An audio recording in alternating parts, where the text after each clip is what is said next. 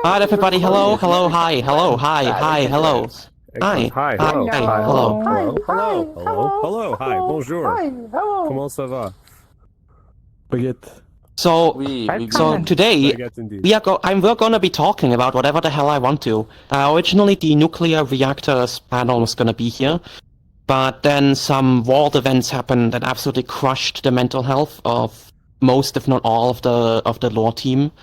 And so that ended up not manifesting. We got very close though, and so we will be doing that panel during the next con. What happened to the low team? Don't worry, we're doing okay now, but for now, I'm just gonna yap about whatever to fill the space.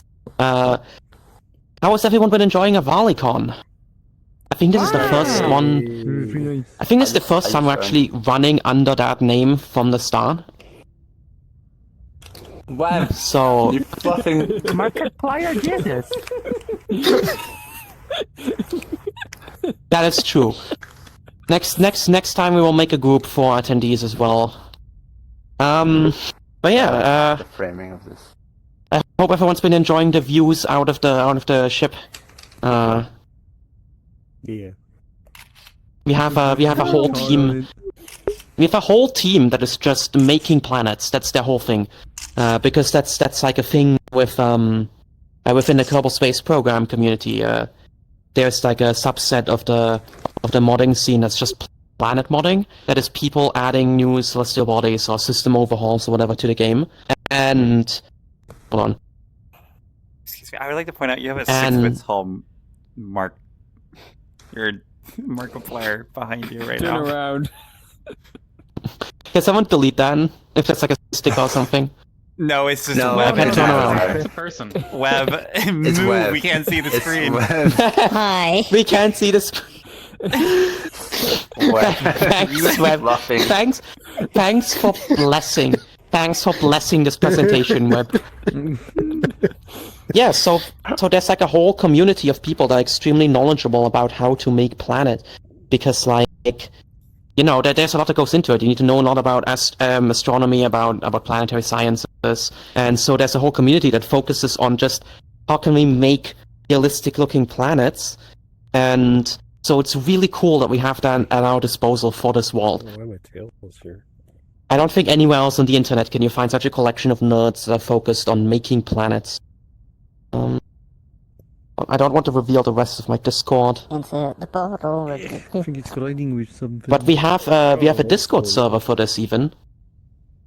It's a public Discord, so I think I can show this. I have a channel in there for my stuff. It's nice tail though. You smell like ammonia.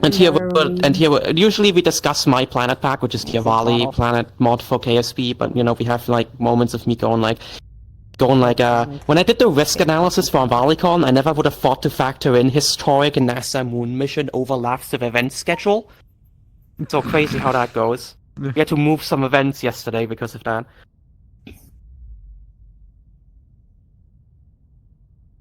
So yeah, we have an entire team, and I also have dabbled a little bit in making the planets. I like to think I'm not that good at it because I don't actually know how to use art programs like Photoshop or whatever.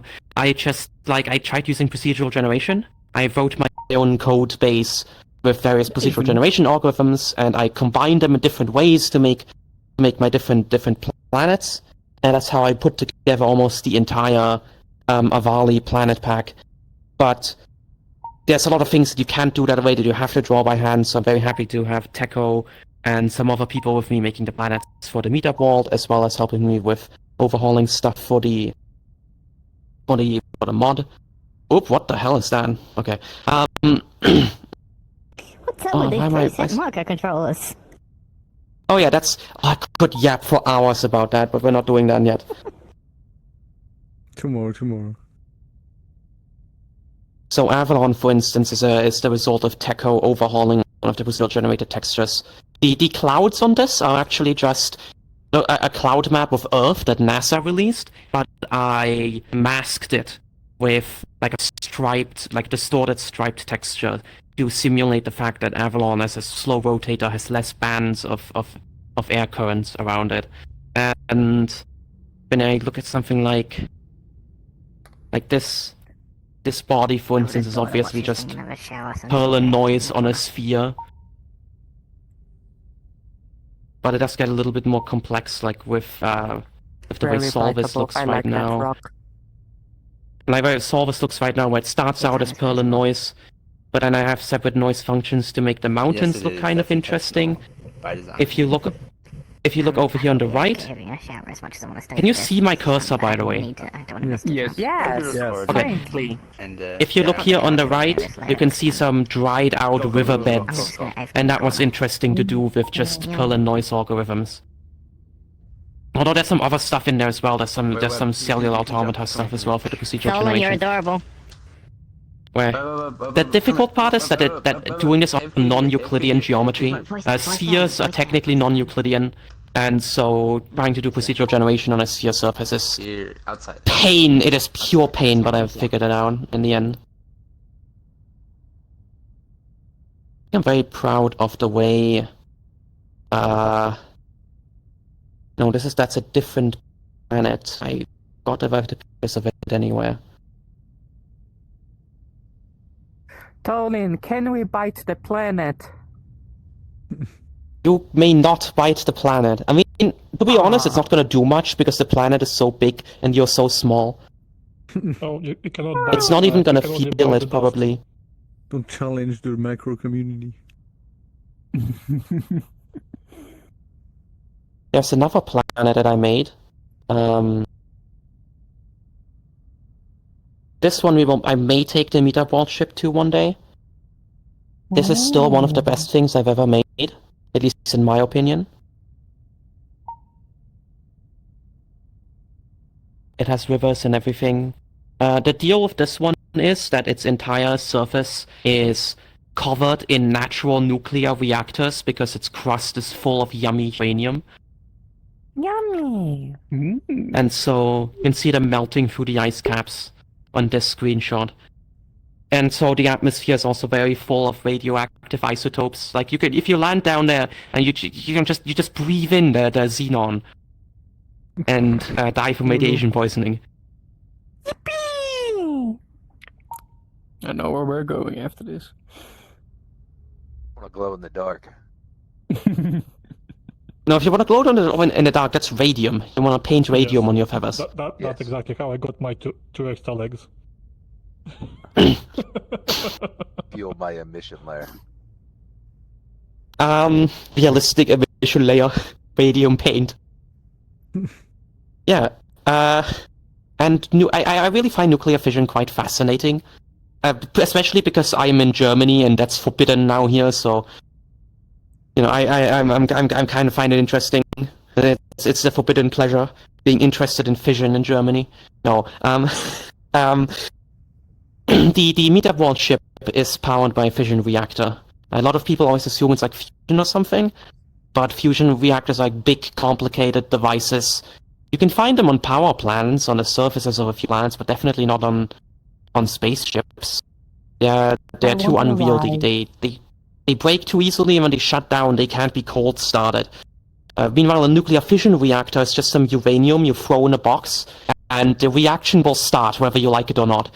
And so you can get something that can be cold started, or that can be infinitely shut down and restarted, and it's very easy to build. You can literally just throw stuff in a box and it'll start reacting. You It can boil a also lot be of quite water safe with it, if you too. build it properly. We are actually not boiling water on the ship.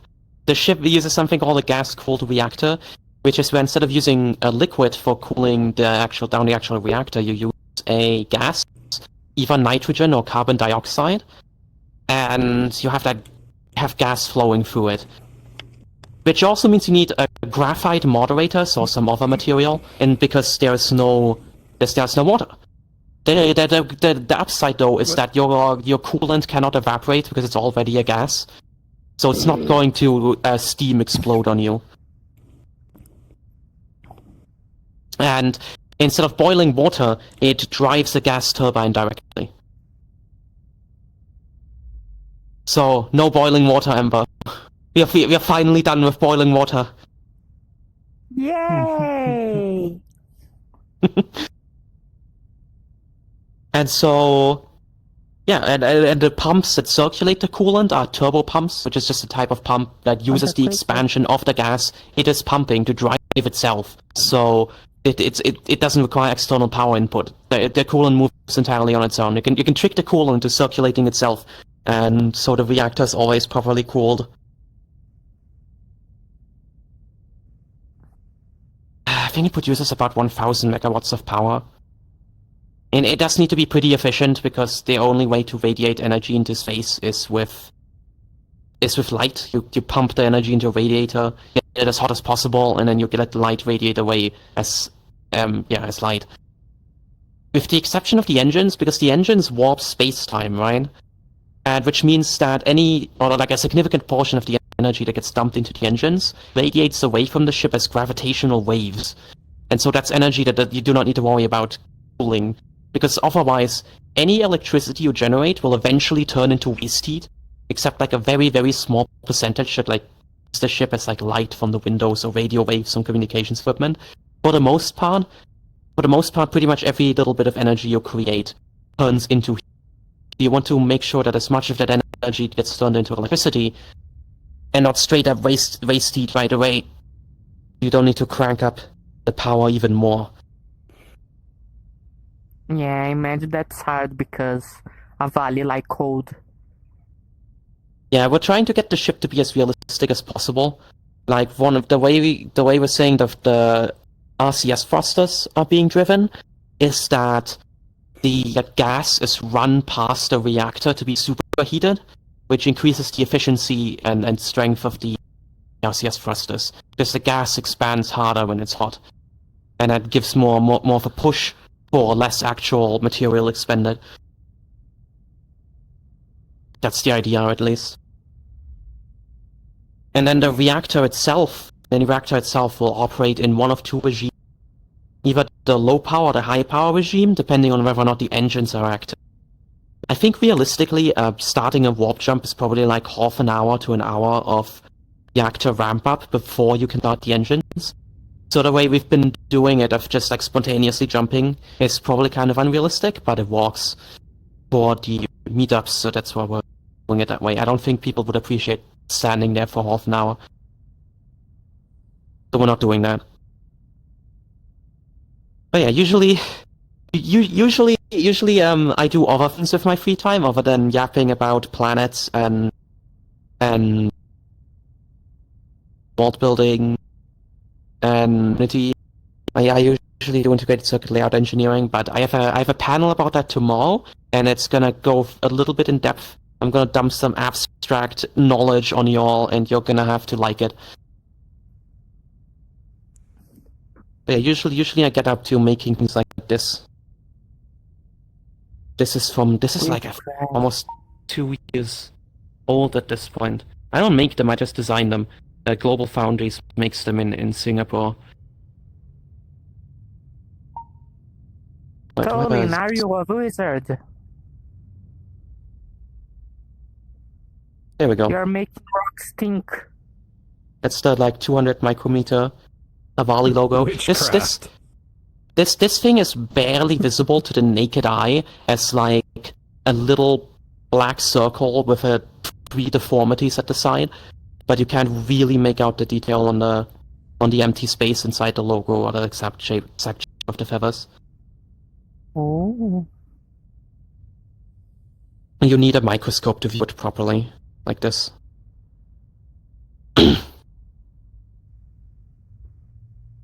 And it's iridescent as well, or reflective, the logo. Telling us underneath it are iridescent. Doesn't that make that section of the chip non-functional, though?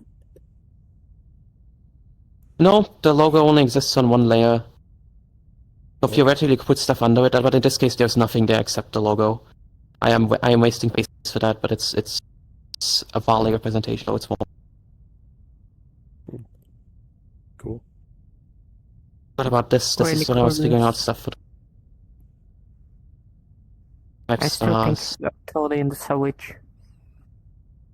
Yeah, I tried to figure out the exact physical parameters of the star Solaku, and so I have just made a spreadsheet with various calculations in it so I could try different real-life stars and ended up settling on something that's in between a few of these.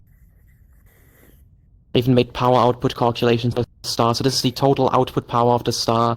The one below it is the power output including neutrino emissions. The equivalent mass of the power output according to MC squared, and how much of that is expended. And yeah, it's a lot, and all of that just for like a few footnotes on the wiki page. It's great. I put a lot of effort into this stuff.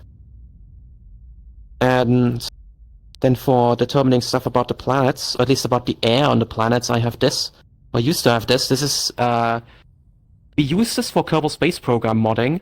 So what you do is you plug in various characteristics of the celestial body and its atmosphere composition, and it pipes out a thing that you can copy paste into one of the game's configuration files. Set up the atmosphere for your celestial body, because the atmosphere model of the game is surprisingly complex. Like, I have no idea why they made it this complex. It measures not just temperature over altitude, it measures temperature over seasonal variations, temperature changes over latitude. Yeah, eccentricity bias. It's weirdly complex for something that you only see in game, and you have the like thermometer item on your craft, and you happen to look at it out. It doesn't do anything else mechanically, as far as I know. But we're currently in the process of ditching this here for proper simulation software. Let's see if I can pull that out. I found a thing online that lets you actually simulate the climate of a planet. It takes forever to run. It's really slow. But it is a proper climate model. So this is air temperature to this elevation. So basically at the surface. This is Solvis, I think. This is... the color is the strength of the wind, and the arrows indicate direction. So this is in meters per second, I think, the wind speed. So this is the wind speed on Solvis over the planet's surface. You can see some tendencies of wind flow towards the oceans.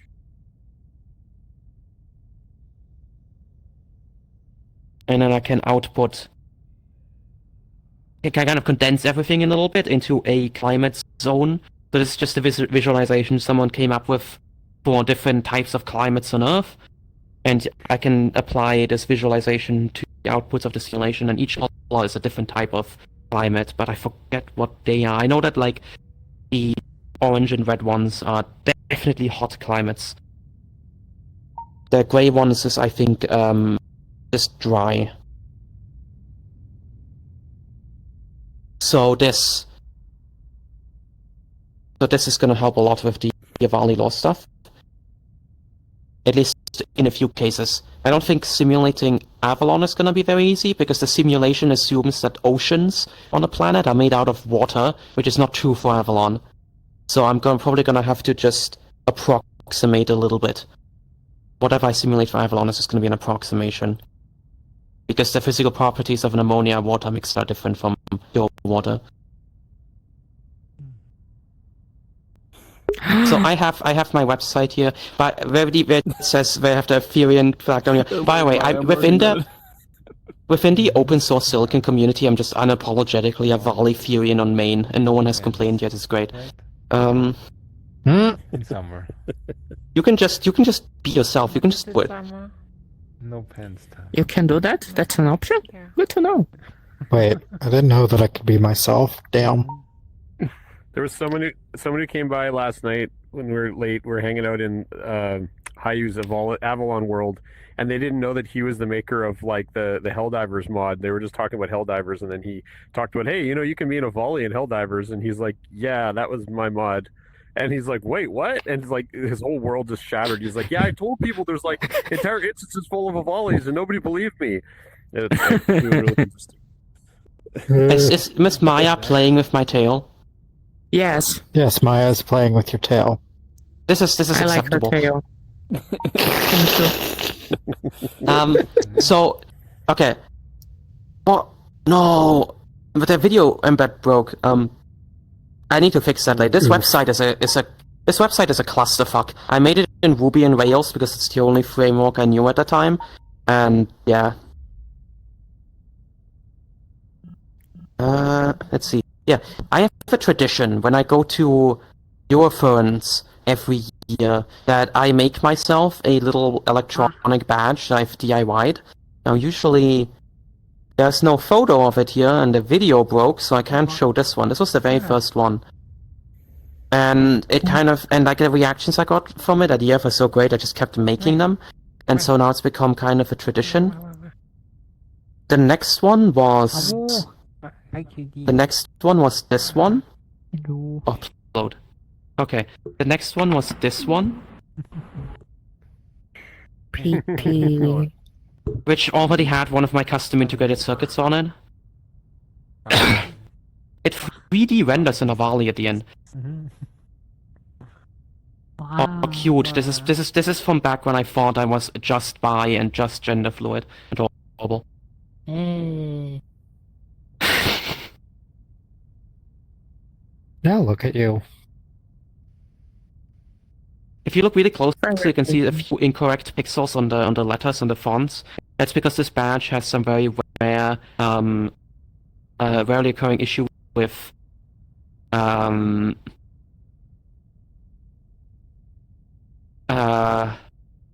crosstalk. That's what Jesus, my brain right now. I'm too fixated on the video.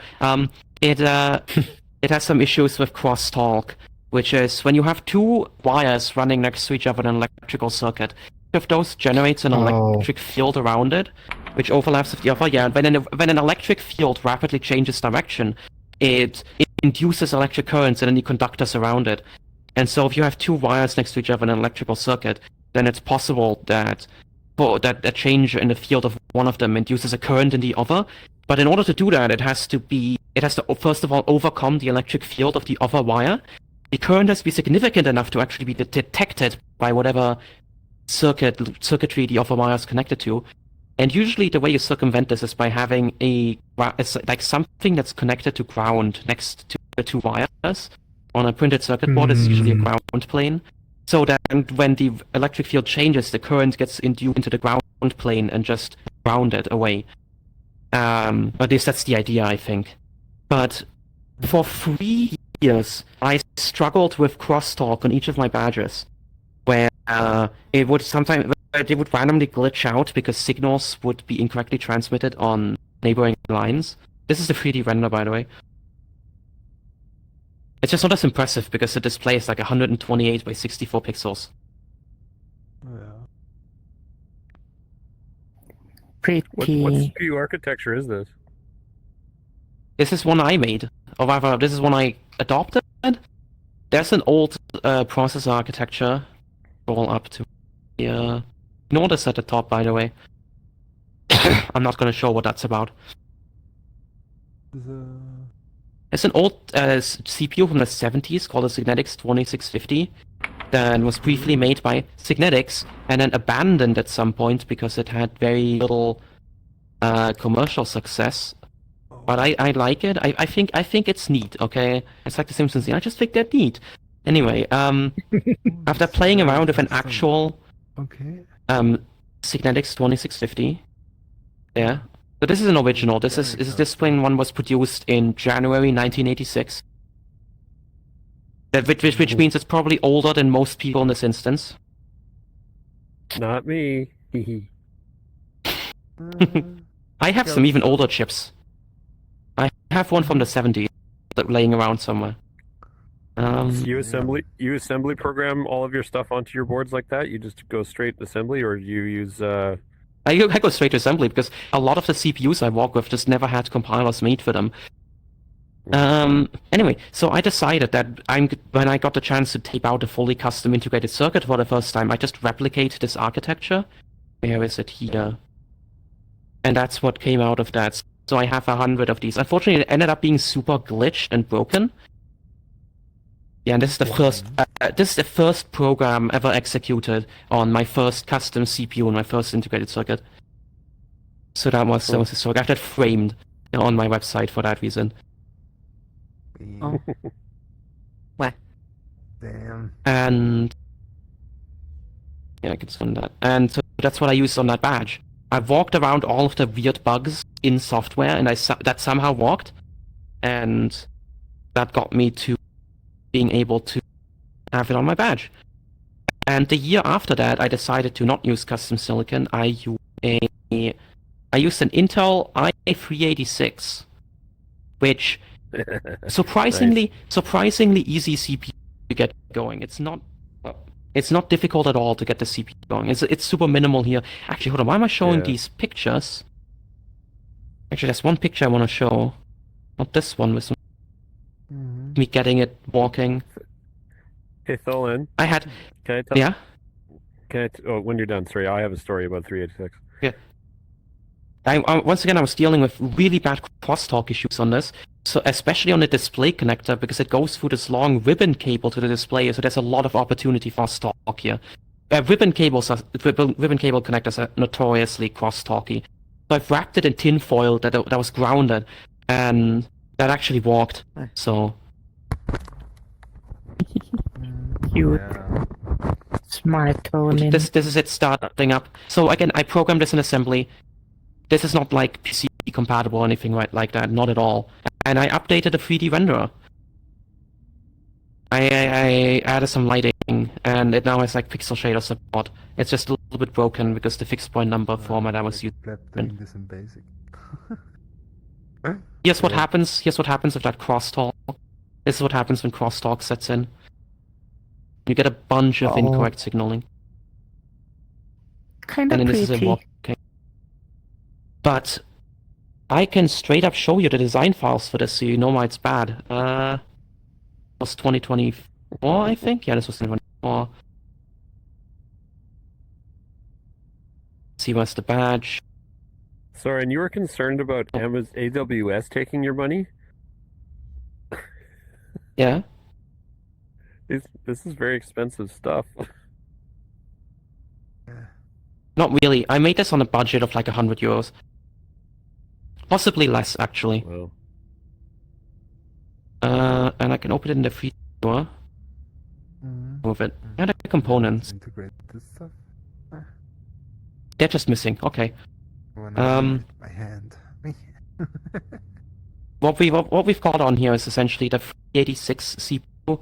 We have ROM, this, and this. It's socketed, so I can pop it into a programmer.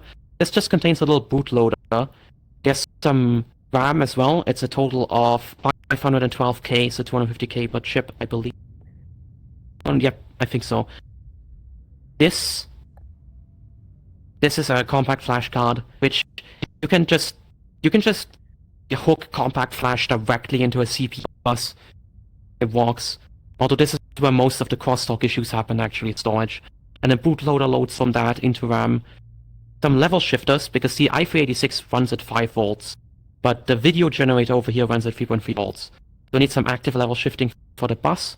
There's a CPLD over there, which is a programmable logic device, and a little bit of VRAM, which just holds a frame buffer. So there's no actual GPU here, there's no acceleration. The CPU just has a frame buffer that it displays. But you can see why this has like crosstalk issues.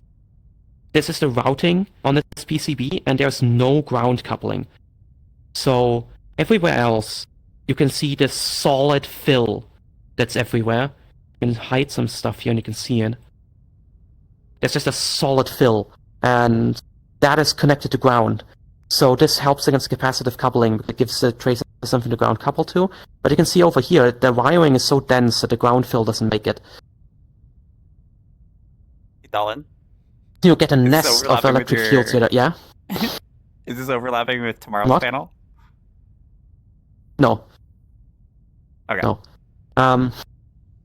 So you have an absolute hellscape of electric fields in it overlapping and just waiting to crosstalk to each other. Actually get the worst one over here with the compact flash card, or when interacting with the compact flash card.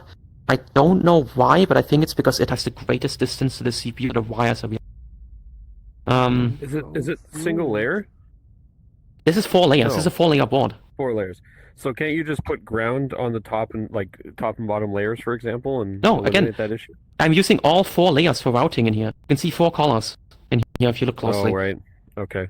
So you didn't That's- do that. Yeah. Okay.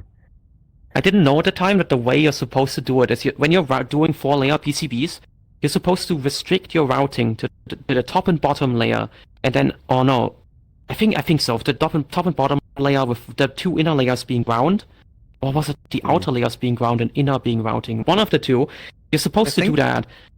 But you're never ever supposed to route on 2 of the layers. Those are supposed to be Ground on the solid ground. It's ground on the outside to Pushing it prevent outside ESD, of the but shop? yeah. Or Yeah. yeah. Yeah. I mean, for integrity on the board, it doesn't matter whether the ground is on the outer or the inner layers. But if ground is on the inner layers, then electric fields can leave the board, and you can fail EMI testing if you're making like an actual product.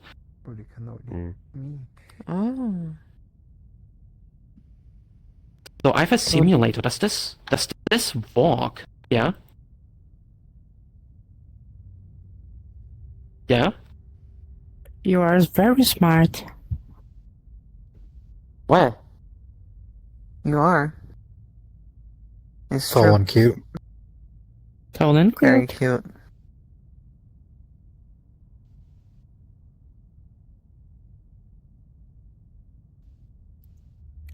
Tholin, the fact you do this in your spare time as a hobby is just so impressive. Yes, let's shower Tholin love and affection. No. Heck, I love this bird.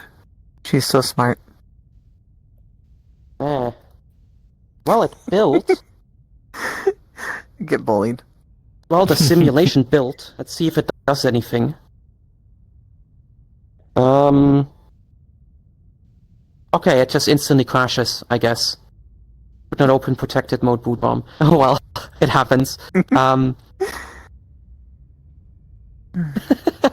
Yeah. So even though like there is C compiler support for this architecture, I still was like, but I really like assembly. So I made the whole thing in assembly because I could. Does this Assembly build is best.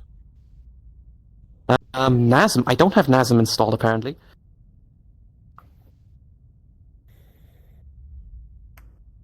You are not getting my root password. Oh.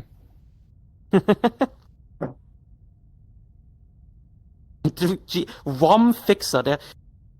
There's a script in here just called ROM Fixer. That's very confidence inspiring.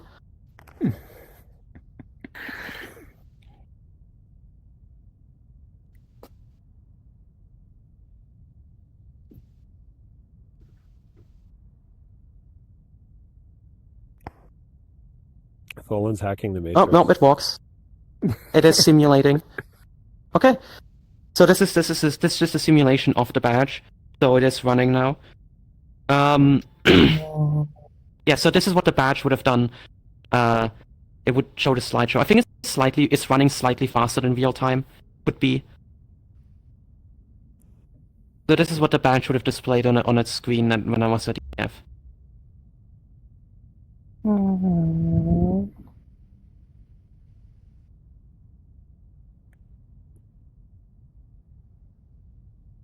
I still think this is of all the badges I made, it's still the one I'm most proud of because it's the only one that I somehow managed to get close to completion.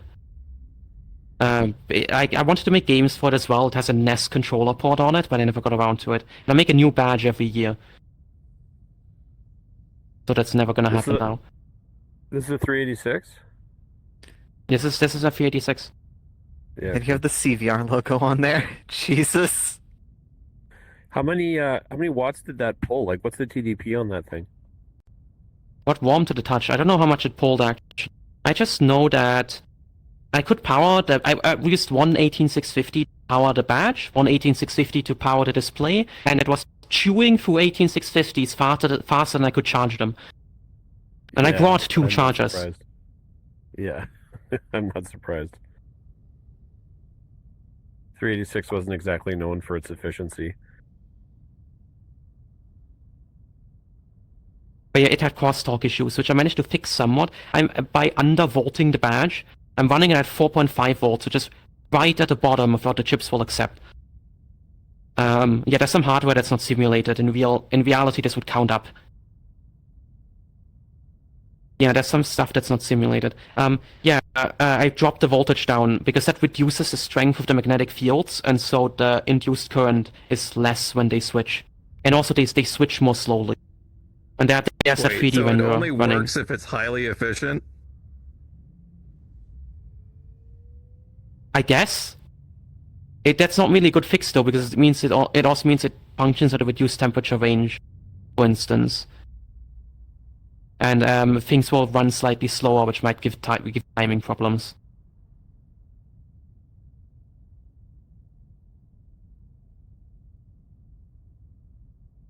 Look at Tholin's triangles.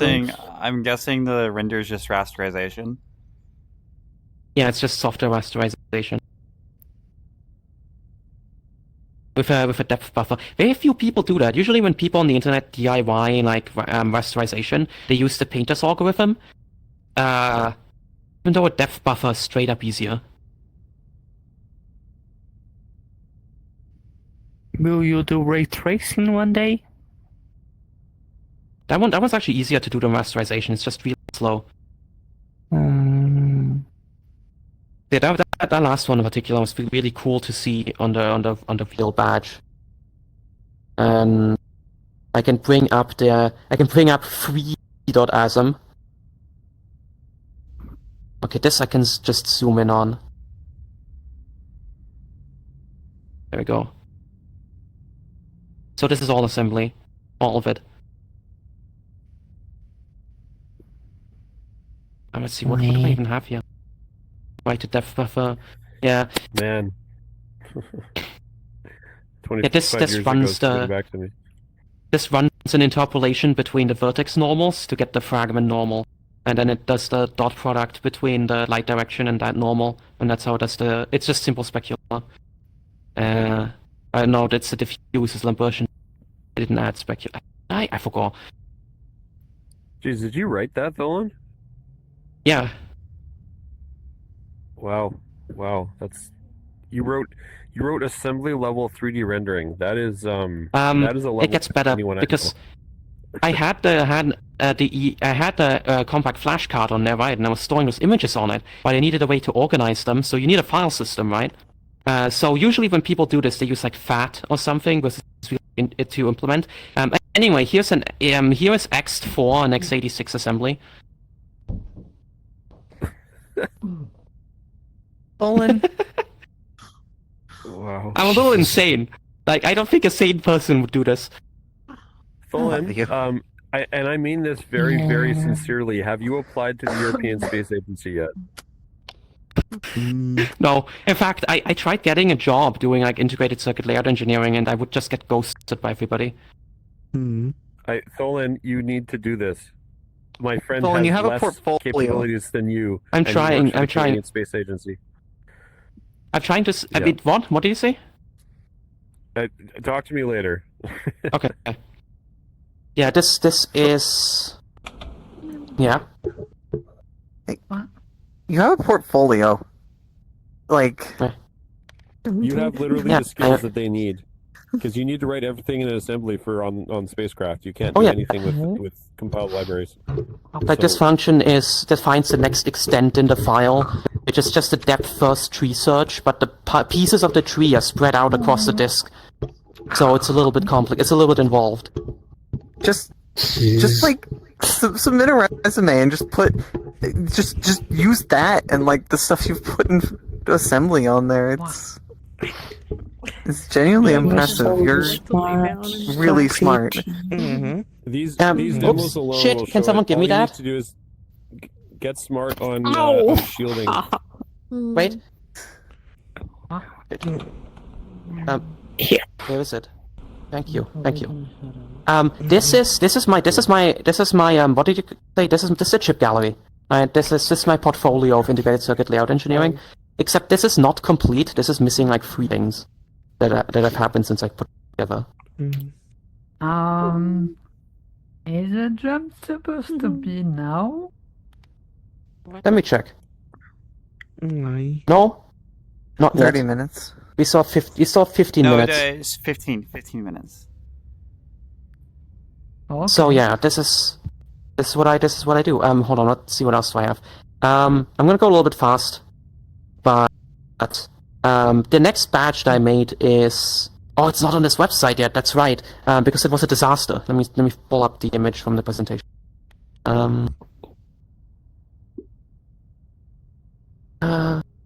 Is it? This will take a moment to open. This is for my tomorrow's panel. I'm gonna try to give no spoilers, but it has an image on it as I need. Image in it. Oh no! Spoilers. Oh my god, not click to add title. Oh my god! I like starting on a blank slide. There we go. This is the badge that I had with me at the last Euroference. So this uses one of my custom integrated circuits again. This time it's this massively cursed, very long instruction word CPU that I designed. Does anybody remember Intel Itanium? Yes. I made Intel. I decided that this would be a fun project, so I made Intel Itanium at home.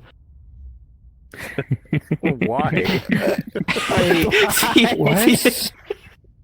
You ask yourself that, and I asked myself the same question. But it was a really fun project. I learned a lot. Oh my god.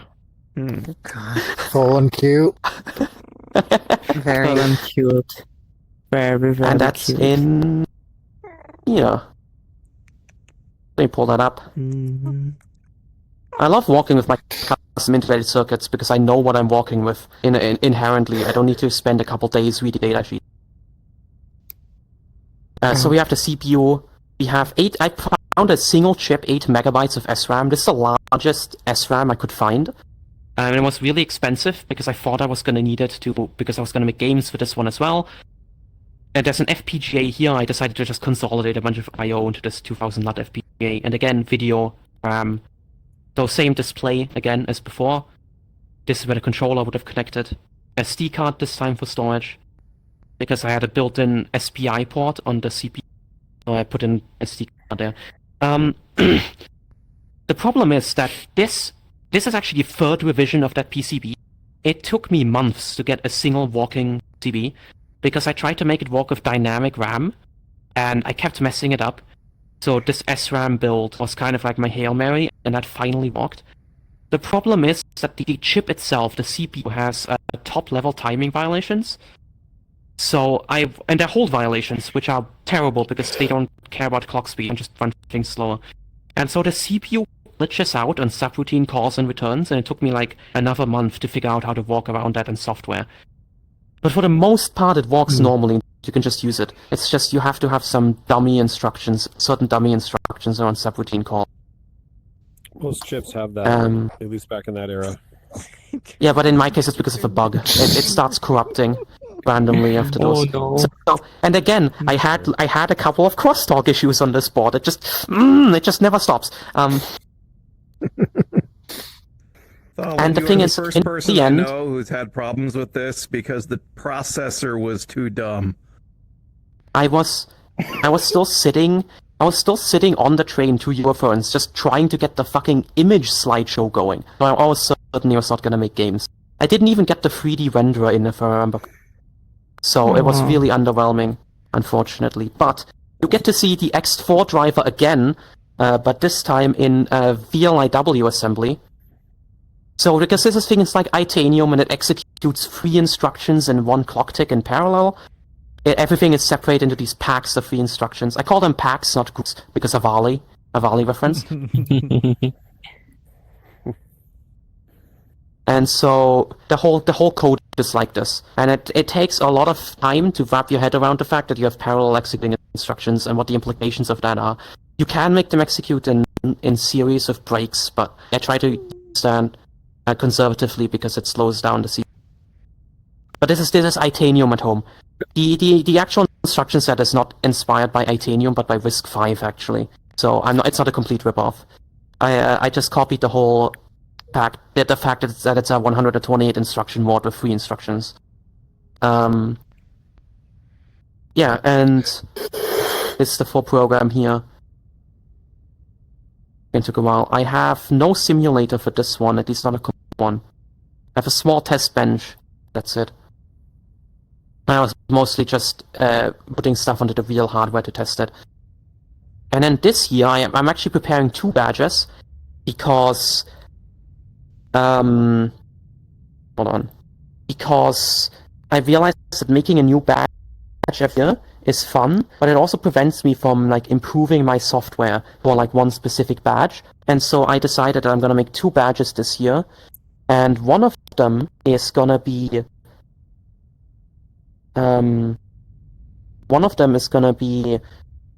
the one that's just gonna be for this year, and the other one I'm gonna keep updating over the years. So the one that I'm gonna keep updating is the Retro EF badge. Let's see if I have a photo of that. I should have one.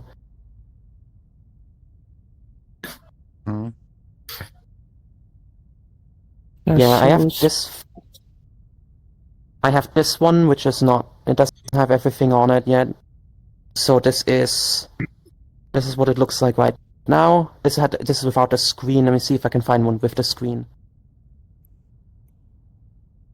I wish Discord had a search option, just immediate search for from yourself. It would make my life so much easier. You would think that. Is that an x86? No.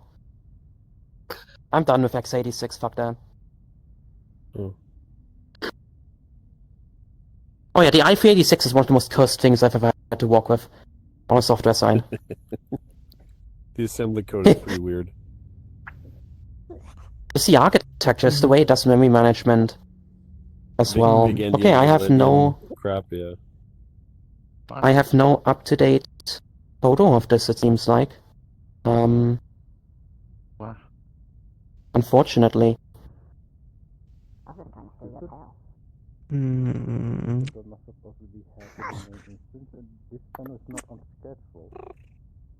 They announced it being an extra one, so the extra jump is, I should probably go try Tholin, like, how the extra jump is like... Hey, Tholin, we are getting pretty close to ship jump time. I know. I want to start wrapping it up. Give me a minute. I mean... The thing is, the actual jump is only gonna take like a minute. Yes! Yes! I found it. I found it with the screen. Okay, this is it running. So this has a National Semiconductors 32016, which was the first fully 32-bit microprocessor. So this was competing with the Motorola 68K, but unlike the 68K, this one is fully 32-bit internally. And I have it connected here with a little bit of ROM. There's like just 4 kilobytes of ROM to just load off of the compact flash. 512K of RAM is down here. This is a UART chip, which goes over UART USB bridge to USB-C for debugging. And then this whole section over here is a video generator around the TMS 9918. So this is a little bit of an odd pairing, the CPU and the VDP, what this chip is also called. And this is a proper GPU, so this does actually graphics rendering, just 2D sprite-based rendering. So it is an actual accelerator though, not just a frame buffer. And over here... If to wait a little bit, that's fine, don't impose. And over here in this image is the first time I got it to try and boot off of the compact flash. And that's what that looks like. I don't mean to interrupt, but you had the jump in a few minutes. I know. I have an eye on it. Okay. Okay, you got it. So yeah. Usually you have to pair this CPU with a proprietary like clock signal and timing generator chip. But I managed to approximate that chip's function with 7.4 series logic in order board, and that works. Because the actual clock generator chip is unobtainium. I don't like CPUs that have like proprietary clock generator. I don't like. But I can approximate its function well enough. Right, and I also had the idea that because I'm done always programming everything in assembly from complete scratch again, I'm thinking I can make a small real-time operating system in C this time, and then make it so that this OS can cross-compile to all of my badges, and it's going to be my badge OS, essentially. Or at least the kernel. The kernel is called the Avalon kernel, because that's where Avali live. But the BIOS... The BIOS of the system is still written in assembly. And again, this is a CISC CPU, so it's pretty cursed. There's an instruction called ORB, O-R-B, so you can ponder that. Ponder the orb. There is this instruction. Hold on, let me zoom in. There's this instruction, enter. What this instruction does is it pushes the specified registers onto the stack and then allocates a specified number of bytes on a stack and sets up the frame pointer. But what you can do is you can enter with no registers and no bytes on a stack, and this is the most elaborate no-op of any architectures I've ever seen.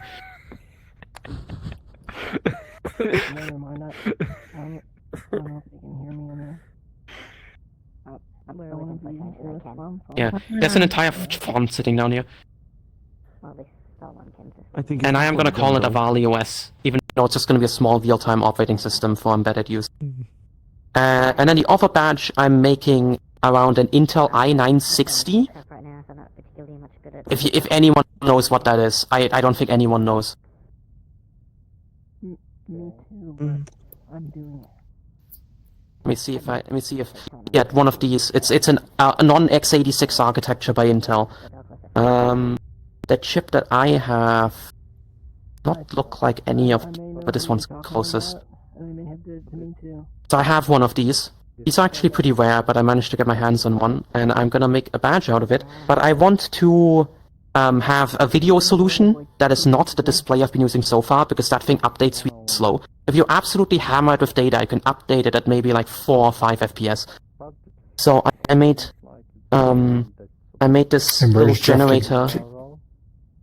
I made this little. Embers people need them. Just Bye, Wimber.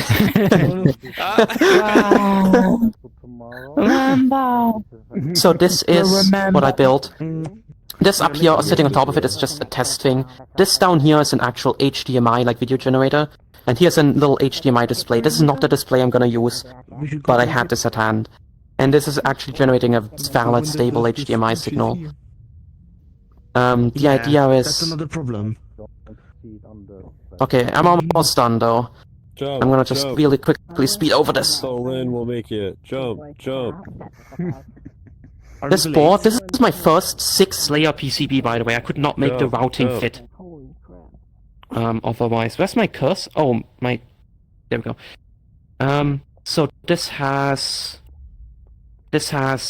a bunch of RAM here and here with a frame buffer. It has some buffers for the bus, so this hooks into a CPU bus. And then a CPLD to generate VGA-like video timings.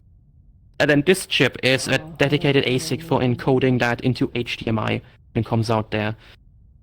I did not impedance match the data like signal traces for HDMI, and yet it still works, so I consider that a win.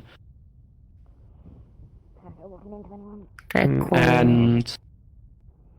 then the actual badge I'm still working on, but it's also gonna be fairly minimal. It's going to have... Oh god, I'm lagging from opening this, holy... There we go.